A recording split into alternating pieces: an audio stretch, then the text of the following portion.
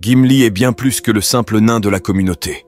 C'est un guerrier qui a gravé son nom dans l'histoire grâce à son courage et sa loyauté. Gimli est né dans les Montagnes Bleues, une chaîne située dans les terres occidentales de la Terre du Milieu. C'était une époque de grands défis pour la race naine, mais la naissance de Gimli marquait l'arrivée d'un nain destiné à la grandeur. Son père, Glóin, faisait partie de la compagnie de Thorin, le groupe de 13 nains qui s'était lancé dans la quête d'Erebor pour reprendre leur foyer ancestral au dragon Smaug. Malgré le rôle important de Glóin, le mystère persiste autour de la mère de Gimli, comme c'est le cas pour la plupart des femmes naines, souvent absentes des archives et des contes. La lignée de Gimli est d'autant plus remarquable qu'il appartient au peuple de Durin, le plus renommé et noble des 7 familles naines. Durin, connu sous le nom de Durin l'Immortel, était l'aîné des 7 pères des nains et le premier de leur espèce à s'éveiller. Il a fondé le grand royaume de Khazad-dûm, plus tard connu sous le nom de Moria, et est devenu l'ancêtre de la lignée qui porterait son nom à travers les âges. Cependant, tout n'allait pas bien pour le peuple de Durin dans les années précédant la naissance de Gimli. Près d'un siècle avant la naissance de Gimli, le grand dragon Smaug attaqua la montagne solitaire, chassant les nains de leur foyer et les contraignant à l'exil. Pendant plus de 100 ans, ils ont erré en terre du milieu, privés de leur royaume et des vastes trésors qu'il contenait. En conséquence, Gimli a grandi sans jamais voir les magnifiques salles d'Erebor que ses ancêtres avaient autrefois appelées chez eux. En atteignant l'âge adulte, Gimli se trouvait à vivre les répercussions de l'un des événements les plus marquants de l'histoire naine, la quête d'Erebor. Lorsque Thorin Écu-de-Chêne commença à rassembler sa compagnie pour reprendre la montagne solitaire au dragon Smaug, Gimli avait déjà 62 ans. Bien qu'il fût impatient de participer à cette grande aventure et de prouver sa valeur aux côtés de son père Glóin et des autres membres de la compagnie de Thorin, il fut jugé trop jeune pour prendre part à une mission aussi dangereuse. Cette décision, bien qu'acceptable selon les standards de la maturité naine, laissa Gimli avec un profond sentiment de frustration et de regret. Ce sentiment est magnifiquement capturé dans une citation des contes et légendes inachevées de Númenor et de la Terre du Milieu, où Gimli réfléchit à cette occasion manquée. « Ça semble encore absurde, dit-il, même maintenant que tout s'est bien terminé. Je connaissais Thorin, bien sûr, et j'aurais aimé être là, mais j'étais absent lors de votre première visite chez nous, et je n'ai pas été autorisé à participer à la quête. Trop jeune, disait-il, bien qu'à 62 ans, je me sentais prêt pour tout. Eh bien, je suis heureux d'avoir entendu toute l'histoire. Si c'est bien toute l'histoire, je ne suppose pas vraiment qu'en réalité vous nous disiez tout ce que vous savez. » Bien qu'il n'ait pas pu participer à la quête d'Erebor, la vie de Gimli changea radicalement après la bataille des 5 armées, où son père et les autres membres de la compagnie de Thorin triomphèrent des forces des gobelins et des wargs. Avec la mort de Thorin Écu-de-Chêne et la reprise réussie de la montagne solitaire, Gimli put enfin se rendre à Erebor et voir de ses propres yeux les salles dont il avait entendu parler dans les histoires et les chants. Dans les années qui suivirent cette bataille, Gimli resta à Erebor, où il perfectionna ses compétences et en apprit davantage sur l'histoire riche et les traditions de son peuple. Au fil du temps, une sombre ombre commença à s'étendre à nouveau sur la Terre du Milieu, et même les nains d'Erebor n'échappèrent pas à son emprise. Un sinistre messager arriva aux portes de la montagne solitaire, portant de mauvaises nouvelles et des intentions malveillantes. Ce mystérieux personnage, dont la véritable identité demeure incertaine, pourrait très bien avoir été l'un des Nazgûl, bien que certains pensent qu'il aurait pu s'agir d'un émissaire tel que la bouche de Sauron ou un autre serviteur malveillant de Sauron. Quoi qu'il en soit, son but était clair: rassembler des informations sur le Hobbit du nom de Bilbo Saquet, celui qui avait autrefois voyagé avec la compagnie de Thorin lors de la quête d'Erebor. La requête du messager n'était pas une simple demande d'information, elle était accompagnée d'une offre alléchante. Sauron promettait au roi Dain, Pied d'Acier, que les nains retrouveraient leurs anneaux de pouvoir perdus s'ils fournissaient des détails sur Bilbo et l'anneau unique. Le roi Dain, sage et résolu, refusa de se laisser séduire par les promesses du messager et nia toute connaissance de l'anneau. Pourtant, le messager ne se contenta pas de ce refus et revint à 2 reprises pour tenter d'obtenir les informations qu'il recherchait, sans jamais réussir à ébranler la détermination du roi. Conscient de la gravité de la situation, le roi d'Aïn sut que ces visites inquiétantes ne pouvaient être ignorées. Il décida d'envoyer Glóin et son fils Gimli à Fontcombe pour demander conseil à Elrond, le sage seigneur elfe. En arrivant à Fontcombe, Glóin et Gimli prirent place parmi les autres peuples libres de la Terre du Milieu qui s'étaient rassemblés pour discuter de la menace croissante de Sauron. Le conseil auquel ils participèrent allait bientôt devenir connu sous le nom de Conseil d'Elrond. C'est lors de ce conseil que Gimli apprit l'existence de l'anneau unique et le pouvoir terrifiant qu'il renfermait, une révélation qui allait changer le cours de sa vie. Lorsque la décision fut prise de détruire l'anneau et qu'un groupe fut choisi pour l'accompagner jusqu'au cœur du Mordor, Gimli s'avança et offrit sa hache et sa force pour cette mission ardue. Ainsi, il devint l'un des 9 marcheurs choisis pour contrebalancer les 9 Nazgûl de Sauron et un membre de la toute nouvelle communauté de l'anneau. Lorsque la communauté se lança dans son périple, Gimli se tenait fièrement parmi eux, vêtu de la plus belle armure naine. Il portait sur lui une cotte de mailles en acier forgée par les siens, reflet de la maîtrise et de la résilience de son peuple. À ses côtés se trouvait une hache à large lame, son arme de prédilection, qui deviendrait son outil emblématique dans d'innombrables batailles à venir. Les nains, connus pour leur endurance et leur ténacité, supportent aisément de lourdes charges, et Gimli ne fit pas exception. Dès le début de l'aventure, les connaissances et l'expertise de Gimli commencèrent à se révéler, en particulier concernant les monts brumeux et d'autres anciens royaumes nains.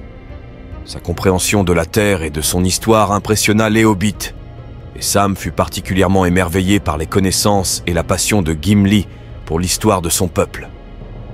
Par exemple, alors qu'ils approchaient des monts brumeux, Gimli décrivit les sommets avec un respect quasi révérencieux. « Voilà la terre où nos pères travaillaient autrefois, et nous avons gravé l'image de ces montagnes dans de nombreuses œuvres de métal et de pierre, ainsi que dans de nombreux chants et contes. Elles se dressent, hautes, dans nos rêves. Baraz, Zirak, Chatur. » L'un des premiers défis majeurs auxquels la communauté dut faire face fut la tentative de traverser le dangereux col de Caradhras. Alors qu'il luttait contre les éléments hostiles, il devint clair qu'il devait trouver une autre route. C'est alors que Gimli pensa à l'expédition de son cousin Balin pour reprendre la Moria, l'ancien royaume de son peuple. Il croyait que ce passage à travers les mines de la Moria pourrait être leur seule chance de franchir les montagnes. Lorsque la décision fut prise d'entrer dans la Moria, ce fut Gimli qui se tint aux côtés de Gandalf devant les portes de Durin, l'aidant à déchiffrer l'inscription cachée qui leur permettrait d'entrer. Avant même qu'ils ne pénètrent dans les sombres corridors, les premières graines de tension entre Gimli et Legolas émergèrent, marquant le début d'une rivalité entre elfes et nains. Bien qu'il n'ait jamais mis les pieds dans la Moria auparavant, Gimli possédait une compréhension innée de l'artisanat de son peuple et pouvait identifier les sculptures et les travaux de pierre qui marquaient leur passage à travers le vaste labyrinthe souterrain. L'un des moments les plus éprouvants pour Gimli survint lorsque la communauté découvrit la chambre de Mazarbul, un lieu autrefois sacré qui servait désormais de tombeau pour les membres de l'expédition de Balin.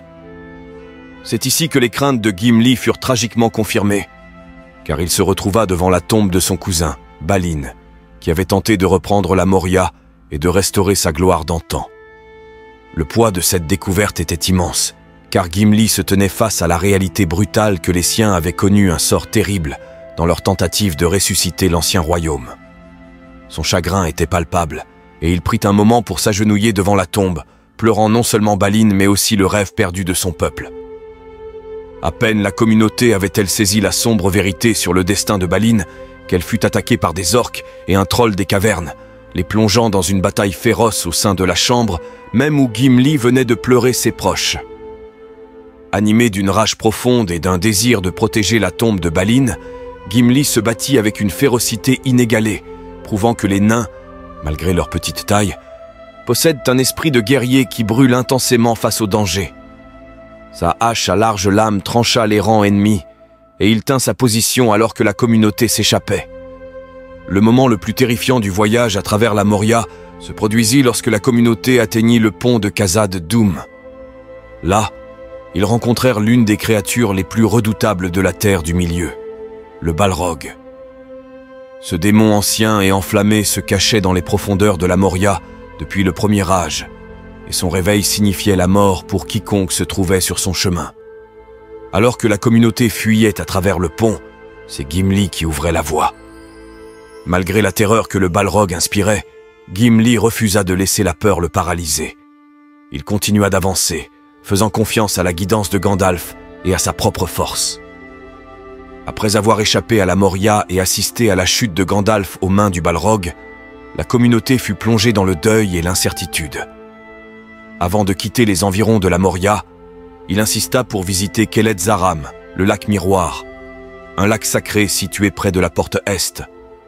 Ce plan d'eau avait une signification particulière pour le peuple de Durin, car c'est là que Durin le Premier avait autrefois contemplé le lac et vu une couronne d'étoiles reflétée au-dessus de sa tête, un signe que ce serait l'endroit où son peuple établirait son plus grand royaume. Lorsque Gimli regarda dans le lac Miroir, il fut rejoint uniquement par Frodon, qui fut témoin de la vision de la couronne de Durin. Après leur évasion de la Moria, la communauté fit son chemin jusqu'à la forêt enchantée de Lothlórien, demeure des elfes de la forêt d'or. Ce royaume était connu pour sa beauté et son mystère, mais c'était aussi un lieu où peu de nains avaient été accueillis. Lorsque le groupe traversa les frontières de Lothlórien, ils furent confrontés à Haldir et à sa compagnie d'elfes, qui, suivant les anciennes traditions et la méfiance envers les nains, insistèrent pour que Gimli soit bandé s'il souhaitait entrer sur leur territoire. Cette demande heurta profondément l'honneur de Gimli, et rempli de fierté et de défis, il refusa de se soumettre à ceux qu'il percevait comme une insulte. La situation devint tendue, et il semblait que la communauté pourrait être divisée. Mais Aragorn, dans sa sagesse, suggéra un compromis. Tous les membres de la communauté, y compris Legolas, seraient bandés, assurant ainsi que Gimli ne serait pas isolé. Une fois arrivé au cœur de Lothlórien, la communauté fut amenée devant Galadriel, la Dame de Lumière, et son époux Celeborn. À la surprise de Gimli, Galadriel le traita avec gentillesse et respect, s'adressant à lui d'une manière que peu d'elfes avaient jamais fait avec un nain. Sa chaleur et sa grâce commencèrent à briser les barrières que Gimli avait érigées au fil des années de méfiance envers son peuple. Elle parla même quelques mots en Khuzdul, la langue secrète des nains, un geste qui laissa Gimli à la fois stupéfait et profondément ému. Le moment le plus marquant du séjour de Gimli à Lothlórien se produisit lors du départ de la communauté. Alors que Galadriel se préparait à offrir un cadeau à chacun des membres, elle demanda à Gimli ce qu'il désirait. Au lieu de demander de l'or, des bijoux ou un autre bien matériel, Gimli demanda humblement une seule mèche de cheveux de Galadriel. Cette demande était loin d'être ordinaire, et elle portait une signification profonde que peu auraient pu comprendre. Autrefois, Fëanor, le plus grand des Noldor, avait demandé 3 fois une mèche de cheveux à Galadriel, mais elle avait refusé à chaque occasion. Et pourtant, pour Gimli, un nain, et d'une race qui avait longtemps été en conflit avec les elfes, Galadriel accorda non pas une, mais 3 mèches de ses cheveux, le bénissant de sa bienveillance. C'est également pendant leur séjour à Lothlórien que la relation de Gimli avec Legolas commença à évoluer, passant d'une rivalité à un respect mutuel et, finalement, à une profonde amitié. Legolas fut témoin de l'impact que la gentillesse de Galadriel avait eu sur Gimli, et il commença à voir le nain non pas simplement comme un représentant de sa race, mais comme un individu avec ses propres forces et émotions. Le voyage de la communauté prit un tournant tumultueux à Amon Hen. Lorsque Frodon prit la décision de poursuivre son voyage vers le Mordor seul, la communauté se fragmenta. Merry et Pippin furent capturés par les Uruk-hai de Saruman, tandis que Boromir tomba en les défendant. Ce moment de chaos força Gimli, ainsi qu'Aragorn et Legolas, à prendre une décision cruciale: poursuivre Frodon et Sam ou secourir Merry et Pippin. Les 3 décidèrent de poursuivre les Uruk-hai, déterminés à ne pas abandonner leurs amis. Ainsi, ils formèrent une nouvelle alliance qui allait devenir connue sous le nom des 3 chasseurs. Le voyage à travers le Rohan fut éprouvant, tandis qu'Aragorn, Legolas et Gimli se poussaient à leurs limites dans leur poursuite incessante des Uruk-hai. Malgré leur épuisement, ils avançaient rapidement, motivés par l'espoir de sauver Merry et Pippin. Gimli, avec ses jambes plus courtes, peinait à suivre le rythme des grandes foulées d'Aragorn et Legolas, mais son endurance naine et sa détermination lui permirent de ne jamais faiblir. La poursuite mena finalement les 3 chasseurs à une rencontre avec Éomer, le 3e maréchal de la Marche, et sa troupe de cavaliers. Les Rohirrim venaient de détruire le groupe d'Uruk-hai qui avait capturé Merry et Pippin, et les nouvelles d'Éomer apportèrent à la fois de la joie et de l'inquiétude au trio, car il n'y avait aucun signe des hobbits. La rencontre entre Gimli et Éomer fut cependant tendue et faillit dégénérer en violence. Lorsque Éomer se référa à Galadriel comme à une tisseuse de filets et une sorcière, Gimli, qui avait développé une profonde révérence pour la dame de Lothlórien, sentit que son honneur et celui de Galadriel étaient insultés. Il défia immédiatement Éomer, montrant sa volonté de défendre son admiration récemment acquise pour les elfes, même face à un chef des Rohirrim. La situation aurait pu s'aggraver, mais Aragorn intervint, calmant les esprits et établissant une trêve précaire. Impressionné par la détermination et le courage de Gimli et de ses compagnons, Éomer finit par leur fournir 2 chevaux, Harod et Asufel, permettant aux 3 chasseurs de poursuivre leur quête avec plus de vitesse. Le voyage se poursuivit jusqu'à la mystérieuse et ancienne forêt de Fangorn, où Gimli et ses compagnons espéraient trouver des traces de Merry et Pippin. En campant à l'orée de la forêt, ils furent témoins d'un spectacle étrange. Un vieil homme courbé, appuyé sur un bâton, apparut dans l'obscurité. Alarmé, Gimli alerta rapidement Aragorn et Legolas, craignant que cet homme ne soit Saruman lui-même. Cependant, la silhouette disparut sans laisser de traces avant qu'ils ne puissent le confronter, les laissant inquiets et perplexes. Le lendemain, alors qu'ils s'enfonçaient plus profondément dans Fangorn, ils découvrirent la vérité.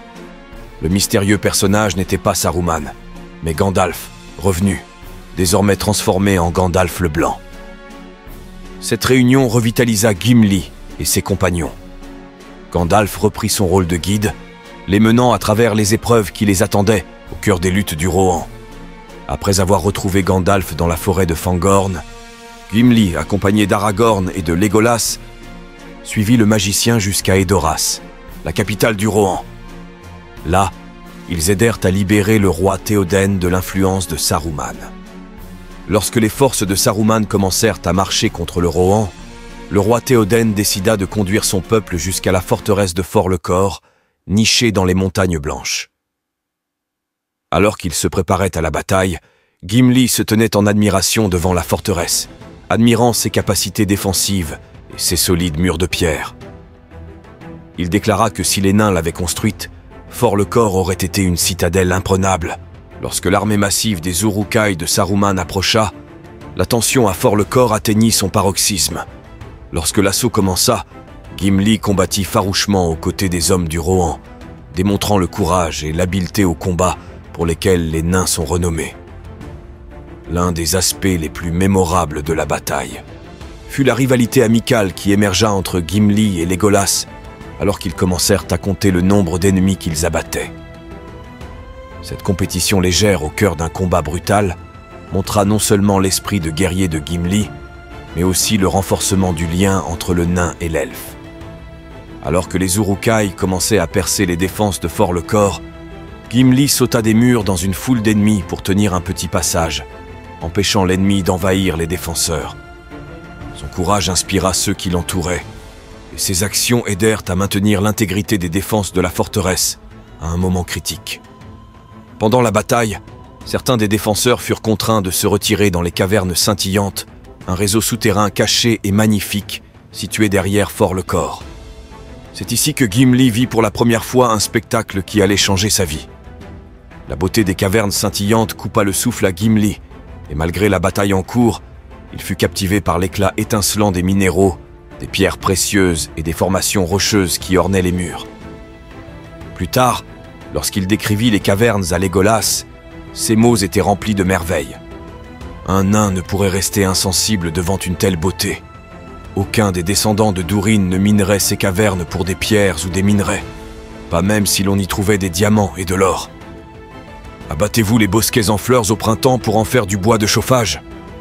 Nous soignerions ces clairières de pierres fleuries, et non les exploiterions. Avec une habileté prudente, coup par coup, un petit éclat de roche et pas plus peut-être, en une journée entière de travail anxieux. Ainsi nous pourrions travailler, et au fil des années, nous devrions ouvrir de nouvelles voies et révéler de vastes salles encore plongées dans l'obscurité, seulement entrevues comme un vide au-delà des fissures dans la roche. Alors que l'aube se levait, Gandalf arriva avec des renforts, et ensemble, ils repoussèrent les forces de Saruman hors de Fort-le-Corps, assurant une victoire durement gagnée. Après la bataille, la rivalité amicale entre Gimli et Legolas aboutit à une conclusion humoristique lorsqu'ils comparèrent leurs décomptes d'ennemis abattus. Gimli annonça fièrement qu'il avait tué 42 ennemis, battant de justesse Legolas, qui en avait compté 41. Avec Fort-le-Corps sécurisé, Gandalf mena les forces victorieuses à Isengard, le bastion de Saruman. En arrivant, ils trouvèrent Isengard en ruine, inondée et envahie par la végétation, grâce aux ents menés par Sylvebarbe, qui avait dévasté la forteresse en représailles aux actions destructrices de Saruman contre les forêts. Gimli, avec les autres, se rendit avec impatience à Orthanc, la tour noire où Saruman s'était réfugié. Lors de leur confrontation, Saruman tenta de manipuler et d'influencer les esprits de Théoden et de ses alliés grâce au pouvoir de sa voix. Cependant, Gimli, montrant l'esprit inébranlable des nains, resta totalement insensible aux tentatives de Saruman de le charmer et de le tromper. Il déclara franchement qu'aucun mot sortant de la bouche du magicien déchu ne pouvait être digne de confiance, brisant le sort de persuasion que Saruman avait tenté de jeter sur le groupe. Après que Saruman eut été dépouillé de son pouvoir et banni par Gandalf, le groupe eut la permission d'explorer les ruines d'Isengard. Au cours de leurs recherches, ils découvrirent une porte cachée qui menait à une chambre secrète dans la tour d'Orthanc. Ce fut grâce à l'œil attentif de Gimli pour la maçonnerie et l'artisanat qu'ils purent localiser et ouvrir l'entrée dissimulée.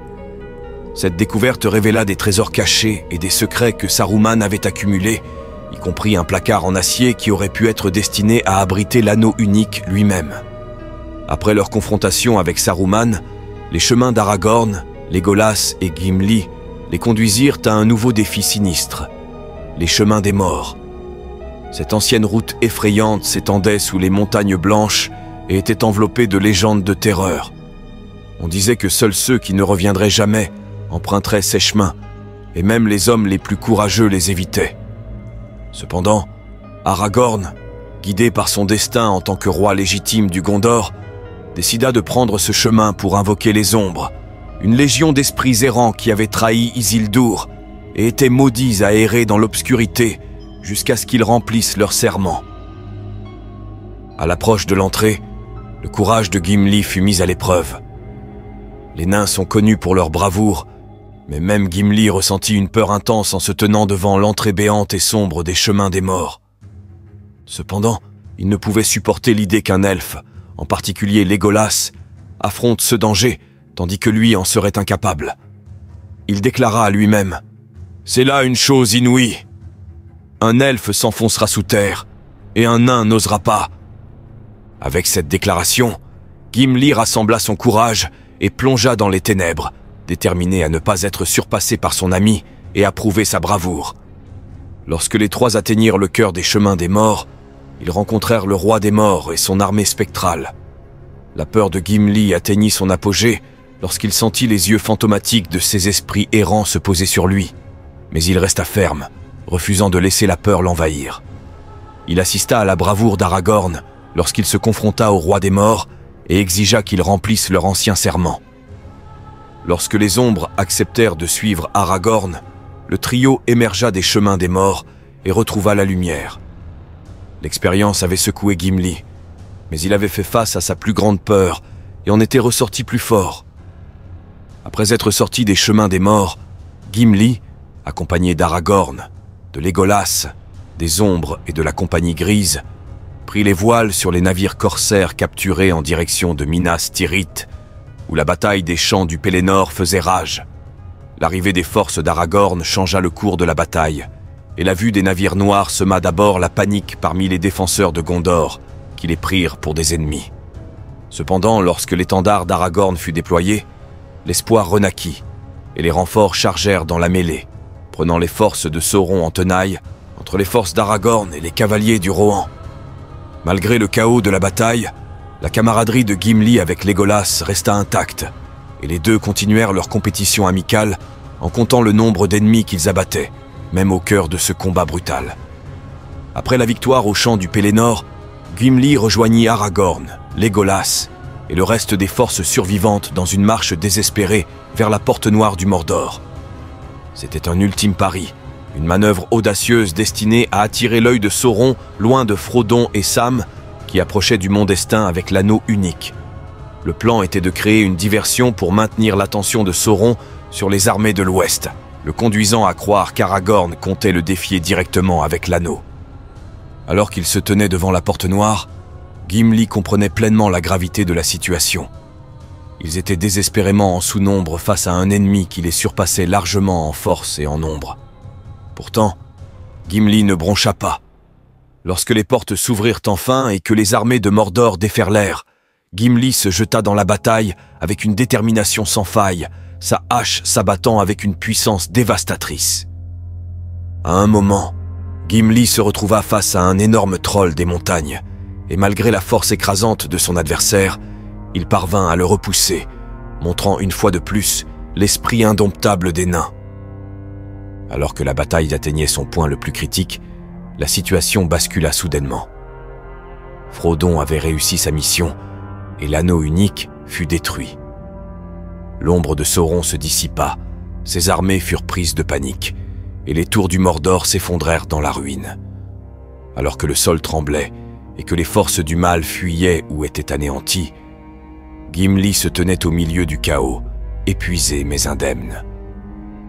Après la victoire à la Porte Noire et la destruction de l'anneau unique, la Terre du Milieu entra dans une ère de reconstruction et de renouveau. Gimli, ainsi que les membres survivants de la communauté, assistèrent au couronnement d'Aragorn en tant que roi Elessar à Minas Tirith. Ce fut un moment de grande fierté pour Gimli de voir son ami monter sur le trône du Gondor, accomplissant ainsi son destin. Alors que la paix revenait en Terre du Milieu, Gimli tourna son attention vers les efforts de reconstruction. L'une des premières tâches entreprises fut la restauration d'Orthanc, l'ancien bastion de Saruman. Gimli joua un rôle crucial dans la découverte de secrets cachés à l'intérieur de la tour. Grâce à son savoir-faire et à sa connaissance de la pierre, il découvrit une porte dissimulée qui menait à un placard en acier caché, révélant des objets que Saruman avait accumulés. Après ces accomplissements, Gimli retourna aux cavernes scintillantes, le magnifique système souterrain qu'il avait admiré pendant la bataille de Fort-le-Corps. Là, il réalisa un rêve qui avait commencé à se former pendant la guerre. Avec un groupe de nains venus d'Erebor, Gimli établit une nouvelle colonie dans les cavernes scintillantes, devenant leur chef. Sous sa direction, les nains prirent soin de la beauté des cavernes, respectant et préservant leur splendeur naturelle, tout en y créant de grandes œuvres d'art et d'ingénierie. En tant que seigneur des cavernes scintillantes, Gimli entretint également de solides relations avec les royaumes voisins du Gondor et du Rohan. L'une de ses réalisations les plus notables fut son rôle dans la reconstruction des portes de Minas Tirith, qui avaient été détruites par Grond, le bélier du Mordor, lors du siège de Gondor. Gimli supervisa la construction de nouvelles portes en mithril et en acier, une combinaison extraordinaire qui non seulement restaura les défenses de la ville, mais en augmenta également la force et la beauté. Pendant de nombreuses années, Gimli demeura un leader respecté, appréciant les amitiés qu'il avait forgées au cours de la guerre de l'Anneau. Cependant, le temps passa. Gimli et ses compagnons commencèrent à ressentir le poids des années. En l'an 120 du 4e âge, l'un des moments les plus poignants de la vie de Gimli eut lieu avec le décès du roi Elessar, Aragorn. La mort d'Aragorn marqua la fin d'une ère, et son départ fut une perte profonde pour tous ceux qui l'avaient connu, en particulier pour Gimli, qui avait partagé ses triomphes et ses luttes. Après la mort d'Aragorn, Legolas, profondément affecté par la perte de son cher ami, décida de construire un navire gris à Ithilien, suivant l'ancienne tradition elfique de quitter la Terre du Milieu pour les terres immortelles. Dans un acte remarquable et sans précédent, Legolas invita Gimli à l'accompagner lors de ce voyage, et Gimli accepta. Aucun nain n'avait jamais été autorisé à naviguer. Dans les terres immortelles, on dit que Gimli espérait revoir Galadriel, la dame elfe qui lui avait montré de la gentillesse et du respect, et qui lui avait accordé un cadeau qu'il porta dans son cœur jusqu'à la fin. Merci beaucoup d'avoir regardé cette vidéo. Si vous l'avez appréciée, celle-ci pourrait vous plaire également.